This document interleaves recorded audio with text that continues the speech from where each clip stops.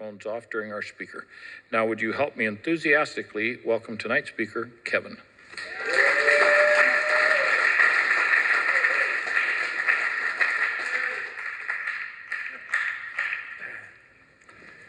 Hi, how are you? We all here?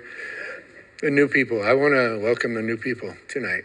I noticed a couple of vans showed up, and that means you're new. And welcome. There's when I was first started here, when I first come in, I'll get there. When I first started coming to Alcoholics Anonymous, there was a gentleman called Arnold Woods, and I used to sit at that on the table, and he used to say that at the beginning of every meeting. Want to welcome the newer people here. Welcome to Alcoholics Anonymous. And that's what I want to do tonight. Welcome you to Alcoholics Anonymous. I hope you find the way out like I did here. My name is Kevin. I'm an alcoholic.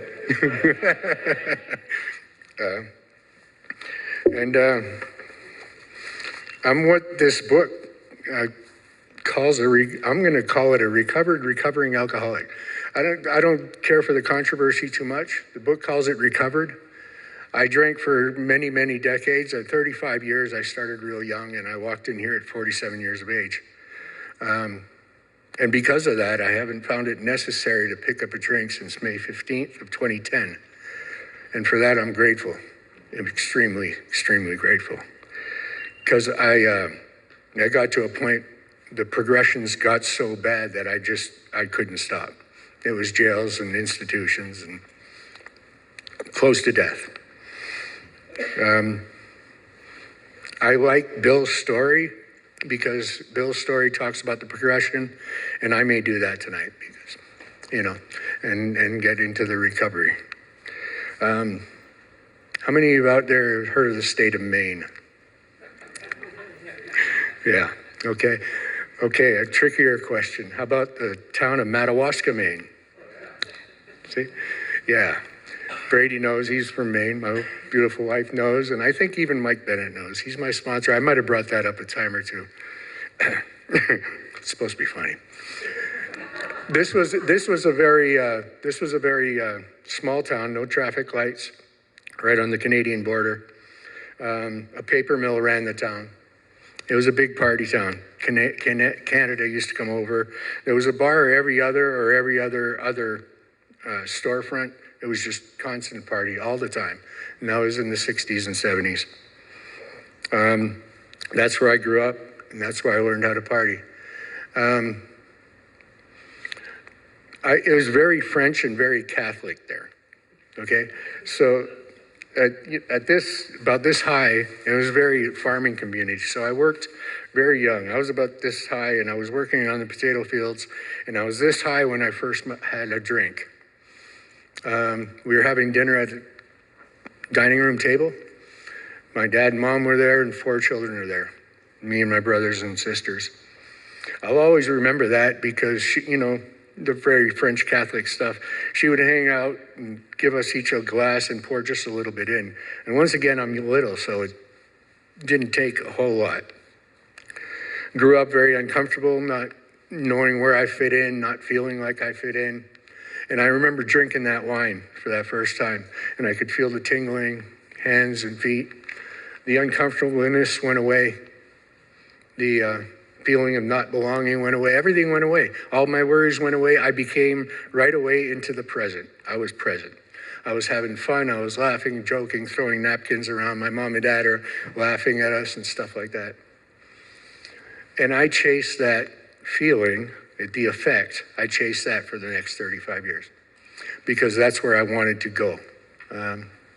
Alcoholism, I believe it started back then when I wanted that effect. I just wanted that effect. I couldn't go without it. It was like I said, a party town.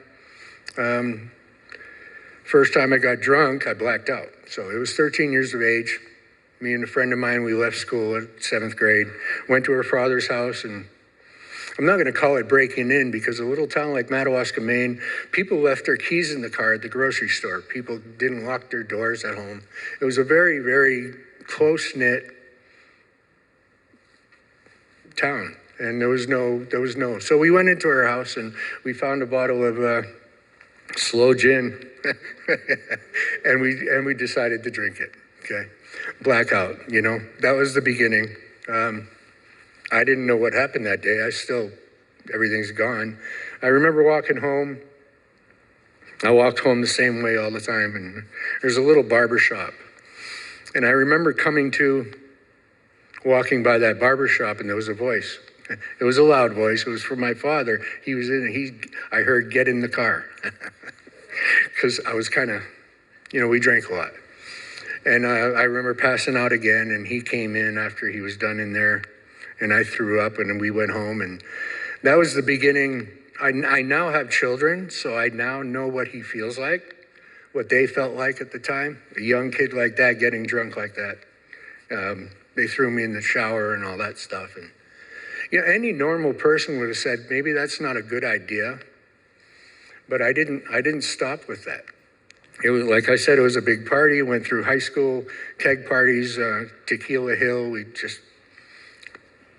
just drinking. There was marijuana involved. There was, and at 13 years of age, I became a little altar boy in the Catholic Church, growing up. And I remember the unique taste of that wine. It was pretty cool. It was nice feeling drinking. But I became a teenager. And things started happening. I started liking to drink. I started liking smoking cigarettes. I started liking smoking pot. And a funny thing was happening because I was looking at girls a little different than I used to, right?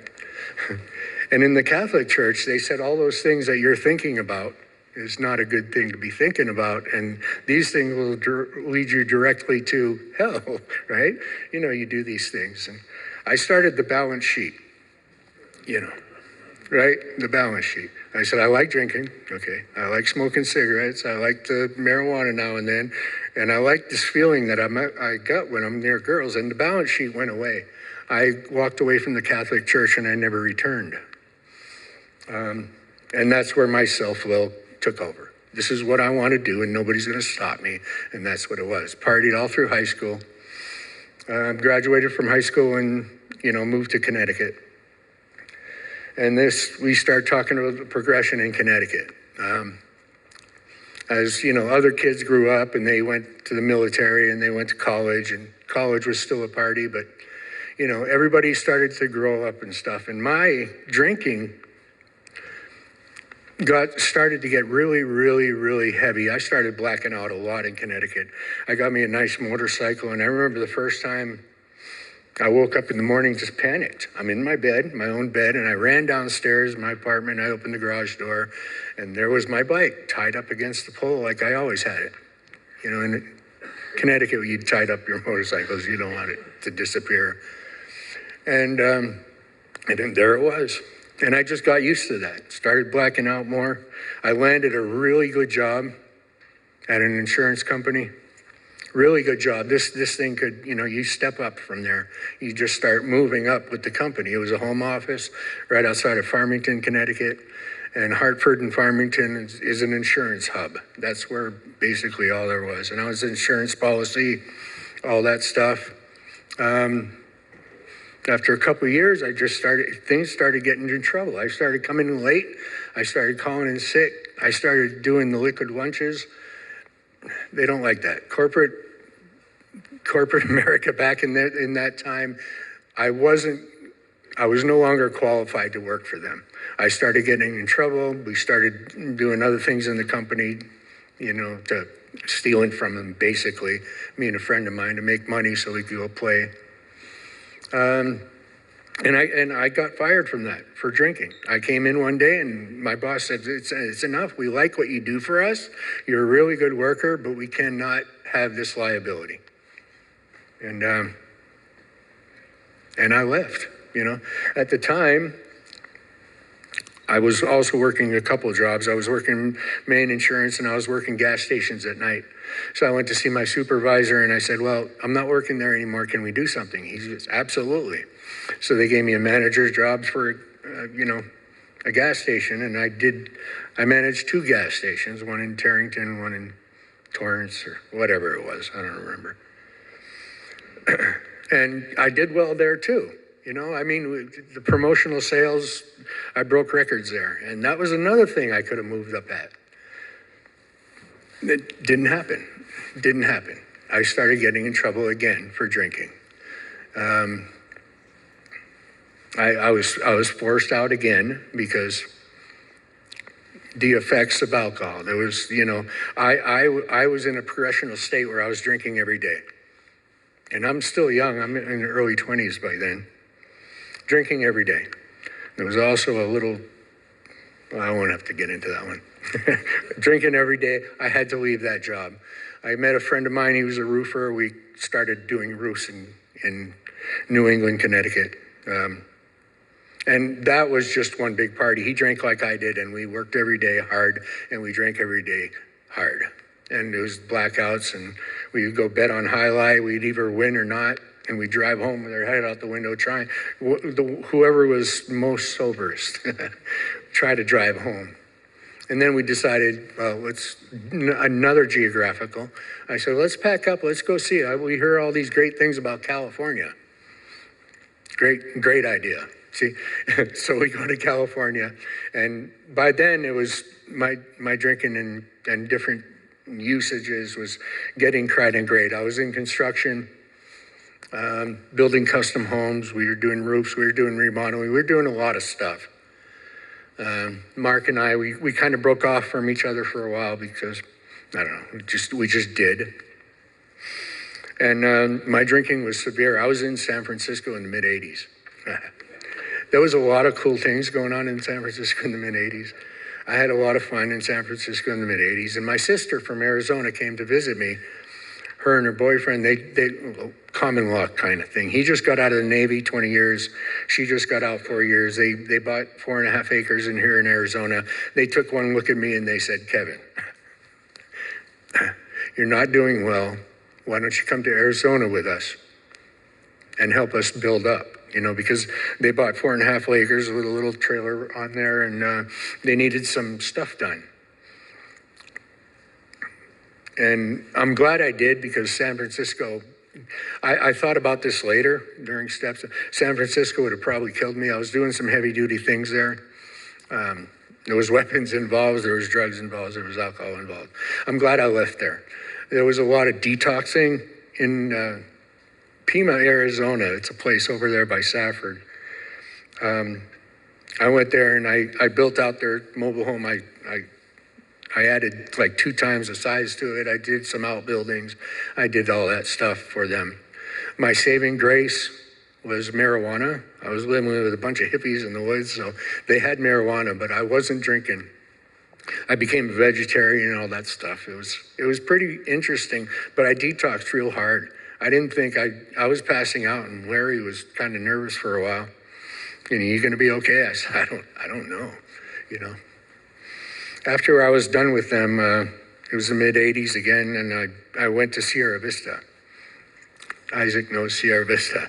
And this was in the mid-'80s. Fort Huachuca was hopping really hard. It was a high-tech military base. And I worked for Stanger Millworks down there. I was doing a lot of garage doors opener for Sears. I was making good money there too. I was, you know, whenever I do a geographical, I could start all over again. You know, I'll start. I'm okay. I'm a vegetarian now. I'm not drinking. All I'm doing is smoking a little pot now and then. It's okay, right? Well, I started doing that stuff, and once again, loneliness takes over. And wherever I'm at, when I get lonely, I go to bars. That's where I go. And there I go, and it starts all over again. And I was doing real well with Stanger Millworks, and he kept coming to me, this Gary guy. He's pretty much of an asshole, but he kept coming to me. I like what you're doing, but he goes, you're trouble right now. You're trouble right now. You come in messed up, hungover. I think you're drinking on the job. You're probably doing other things on the job. And I was all of the above, you know. And I said, I got this, Gary. It's okay, you know. Early morning to late at night. And then I got a .32 DUI. Another career out the door. Boom, gone. I needed a truck. I had a big truck with a utility bed and truck racks on it, and I did garage doors all day long. all day long. That is gone. So progression, I couldn't stop. I tried. And then there was other hard drugs in Sierra Vista also. I lived in Hereford, which is out there. I met some guys from over the border that, and they were bringing stuff in. So I was getting the real good stuff. And it got bad. It just got bad. And I met some guys at a bar. They were from Phoenix. They were doing remodeling. They said, hey, you know, and I drank with them and I played with them. And they were working down in Sierra Vista. And they said, hey, if ever you come to Phoenix. So here goes another geographical for me, right? This time I don't have a license. So I go up there and I start working with them. And these guys are drinkers. So it didn't stop. I went right from the frying pan into the fire. We were based out of Phoenix and we traveled all over the place. We traveled to LA, we traveled to Albuquerque, we traveled Payson, Prescott, all over Arizona, all over the Southwest. We would go to work, we would work all day without drinking. We'd get in the truck, we'd crack our first beer, we'd go to the bar, we'd get drunk, we'd pass out, we'd black out, we'd pass out. We'd wake up in the morning and do it again. I did that for a long time. I ended up here in Prescott. So I got married, with somebody from here, had a couple of children, went down to Phoenix. Once again, a new geographical, a new start, a new wife. There was a couple of boys were coming into the play, got a really great career going. I got my CDL.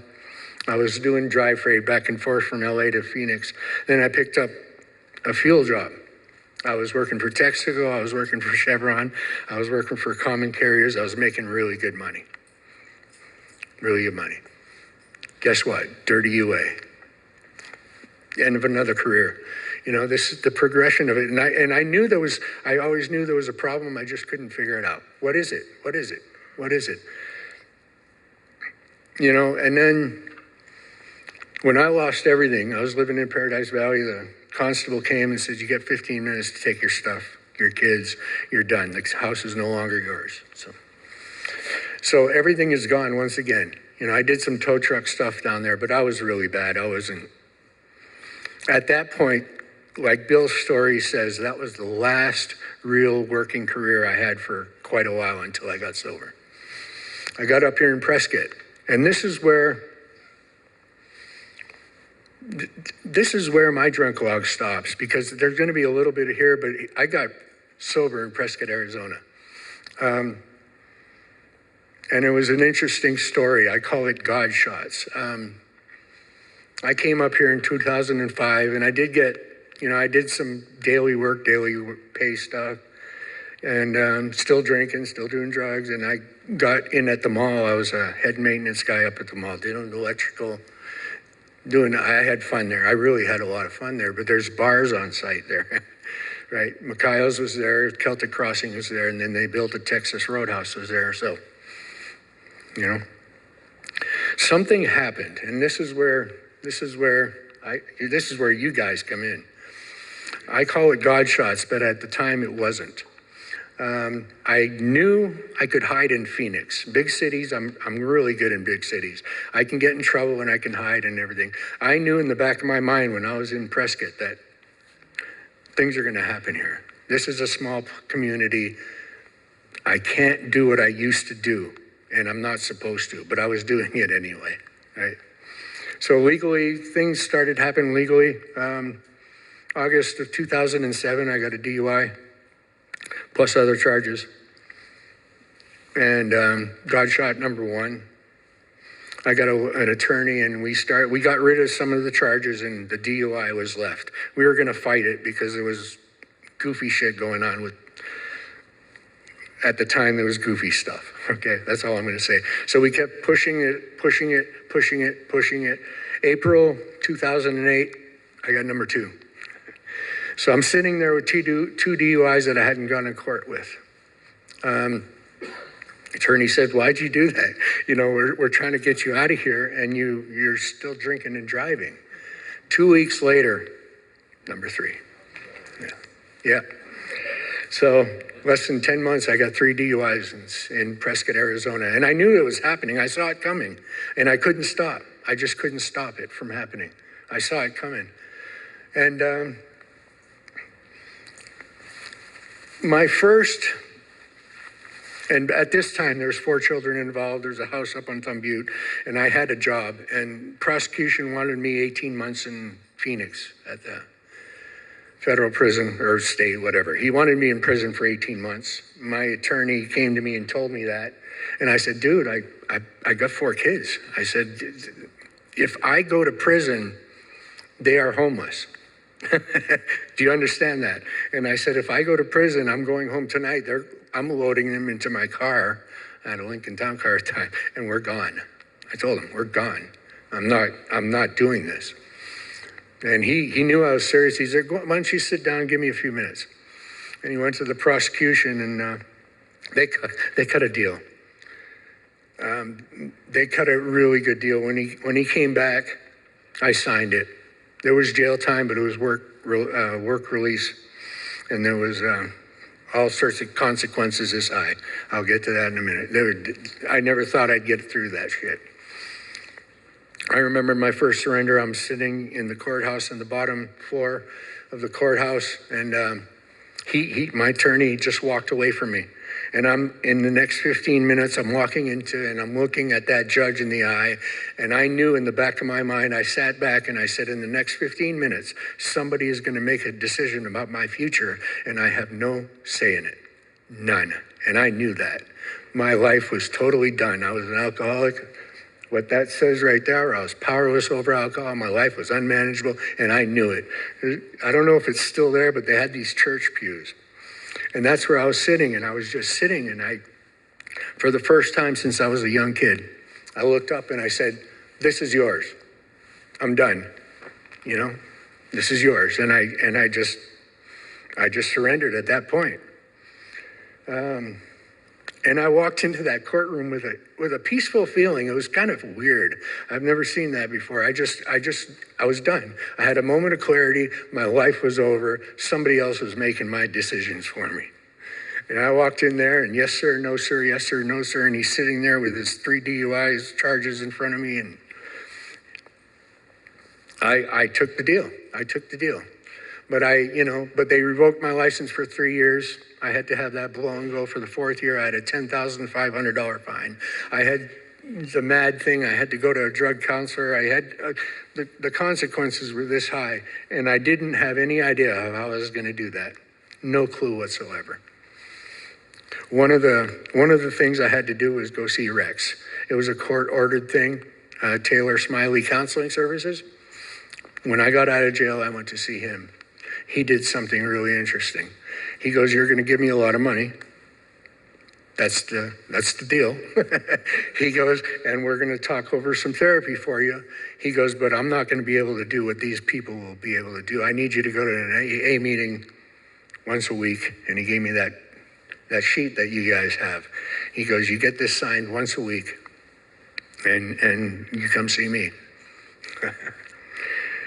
And at that time, I had just gotten released from jail, and I was blaming everybody, right? You know, I had 3 DUIs. Every cop in the city, it was their fault. It wasn't me. I don't know if you've all been in jail, but all the people in jail, they're there for another reason. Nobody's at fault.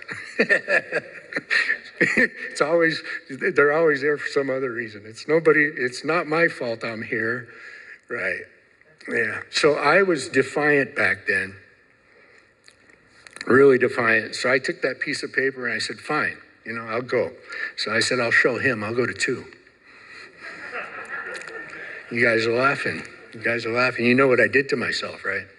Right. I tricked myself. I went, and I'll remember this first meeting. I went early. I showed up early. Like I like showing up early. My wife sings sometimes too early, but I like showing up early, and it was at the Methodist Church in the Ruth room. So I showed up early, and there's this black guy out there, and he's cleaning up. He's doing some yard work and stuff, and he walked right up to me, and he says, how you doing? My name is, I wish I remembered his name because I've never seen him again. I hope he's not one of the unfortunate ones, but I've never seen him since then. And I said, I'm looking for the Ruth room. Oh, welcome to Alcoholics Anonymous, he said. And he brought me in there, and I was early out. The chairperson was setting up. I walked over to him, and I said, hi, my name is Kevin. What do you guys want from me? You know, my consequences are this high, right? So everybody wants something from me at the time. I didn't know how I was going to get through all this.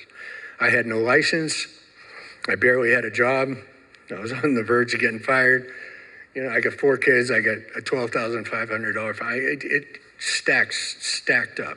And I looked at this guy and I said, what do you want from me? Because I expected you guys wanted something from me because everybody did. And this guy, I've never seen him either after that. He says, pal, he introduced himself. He says, pal, I don't want anything from you. He goes, tell you what, why don't you grab a cup of coffee right there, sit down and listen. I had this whole weight on me for a longest time. And these 2 first guys I ever met in Alcoholics Anonymous were the 2 nicest guys that's been nice to me for the longest time, because nobody was nice to me back then. I was in tough shape. Even my kids didn't like me. They didn't like me sober. They didn't like me drunk. I was a miserable mess. And I felt this. I looked at him and I was confused. And I felt this weight come off my shoulder. And I said, okay, I can do that. And I sat down and I listened. There's another important person in my life. At that meeting, she came in and she sat in the corner. Pretty girl. She had a foam cup and she started doodling on this foam cup. And I don't remember what happened. There was things going around it was going around the room. It got to me. I babbled something stupid. I don't know, maybe about my kids, maybe about just getting out of jail, whatever. I don't even remember what it was. And it got around. It got to her. She put down that cup. She looked right at me. I don't know why. Because I'm brand new, that's why. She looked right at me and she started talking about page 25 of the beautiful big book of Alcoholics Anonymous. She goes, and if you want to get sober, if you want to have a real life, you can do what we do, but it's on that page. And some of you know her, she's got long in the tooth sometimes. So she talked for maybe 5 or 6 minutes and she never took her eyes off of me. I said, what the hell is this bitch looking at? You know, is she looking at me? You know, why is she looking at me? I said, well, this is my first meeting. I go to a Tuesday night meeting. I used to chair it. A friend of mine chairs it now. And it's kind of a newcomer meeting. It used to be the Witch's Hat. Yeah, and I got sober there. That's where I met some really cool people. I loved the couples I seen there. I wanted what they had. There was John and Karen. There was Arnold and Angel. There was Doug and Julia. A lot of them are not with us anymore. But that's what happens. And I love those people, but the Tuesday night meeting that we have at Lutheran, the Shepherd of the Hills Church, it's basically a newcomer meeting. A lot of you guys, I know there's a couple of you guys here, and you're right off the boat, man. Some of you guys come in and you're wet, and it shows. But I love that. It's a privilege to see some guys come in their first meeting. And I'm saying that because that was my first meeting back then, and she knew it.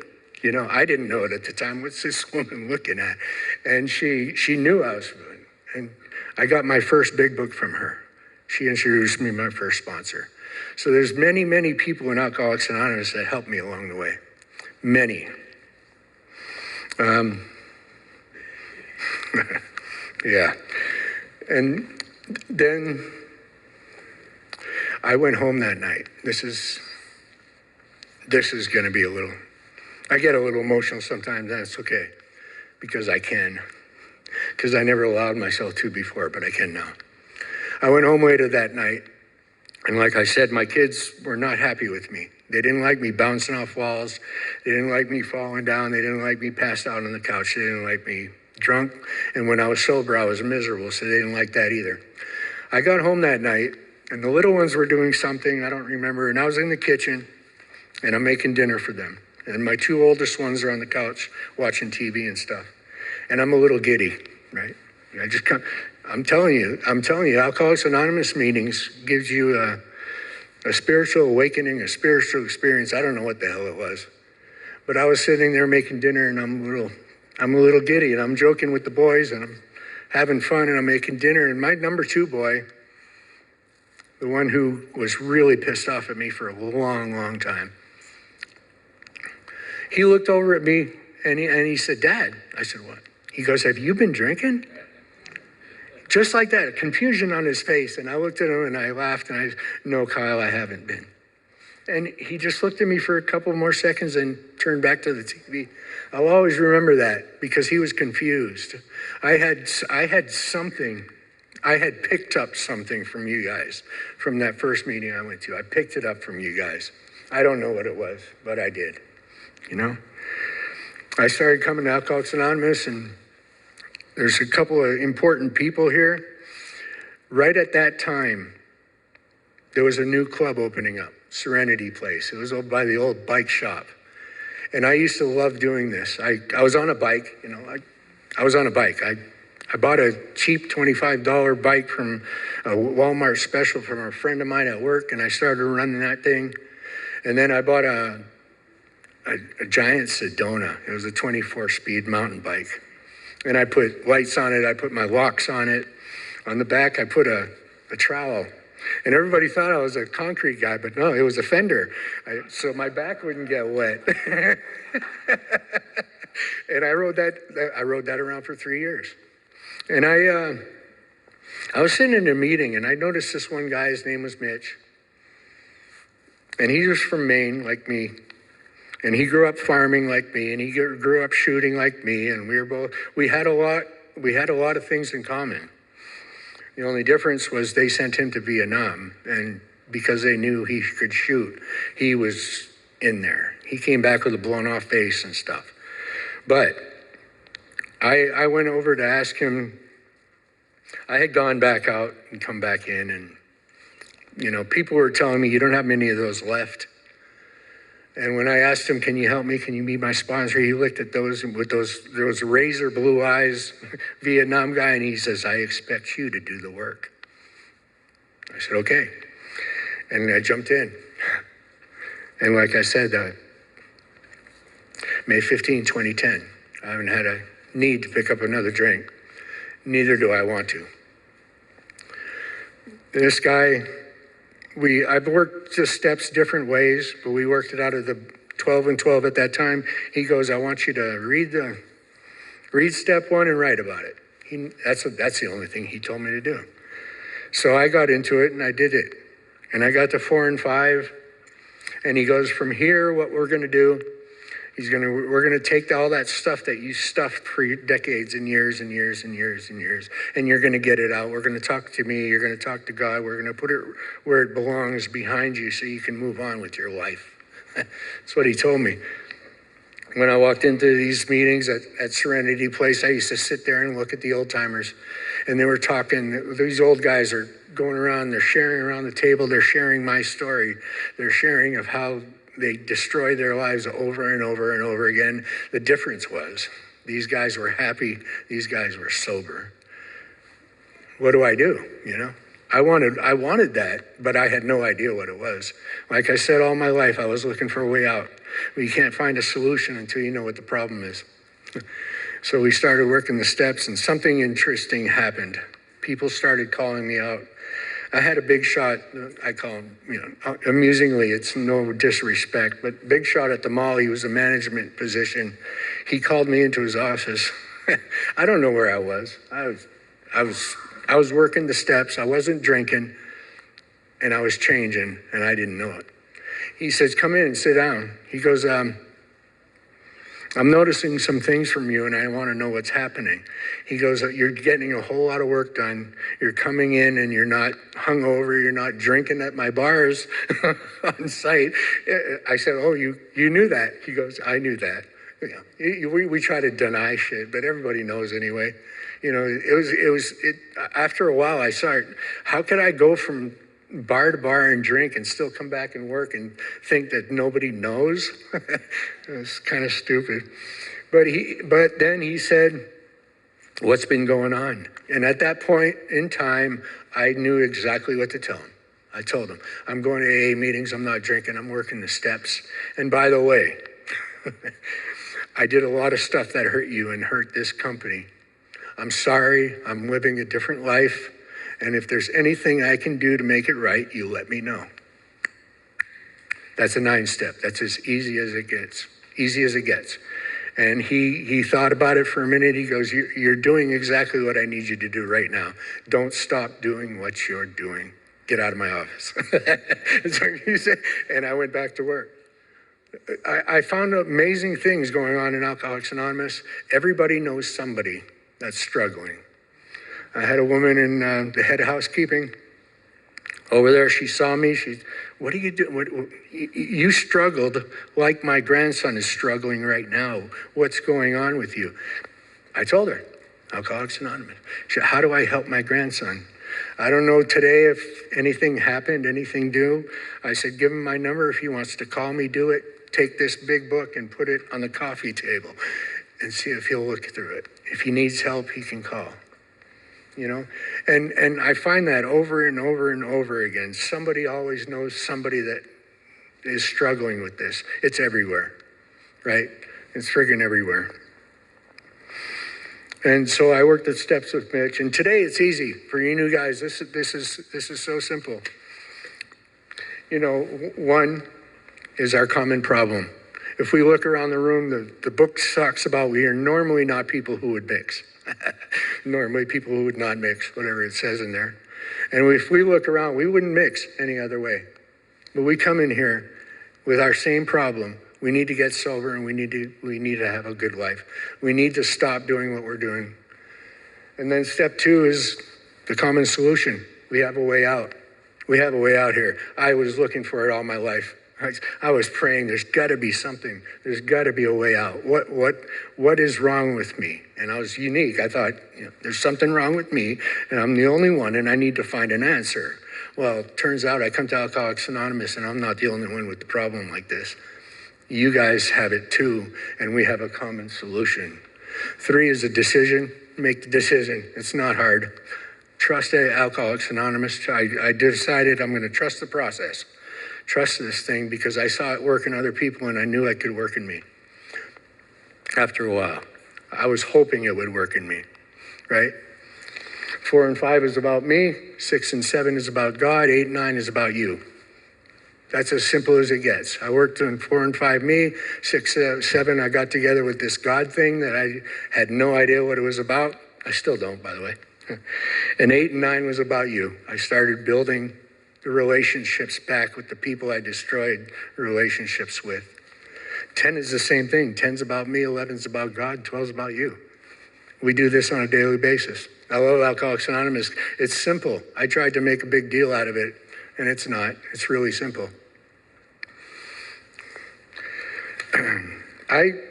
Some of you have heard this before, but I'm going to do this again. There's new people here. It's only going to take a minute. And it's, I want to do this first. There's 2 guys sitting at a bar, right?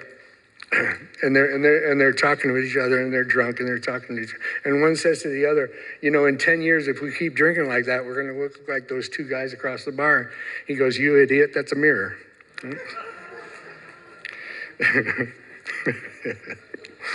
Anyway.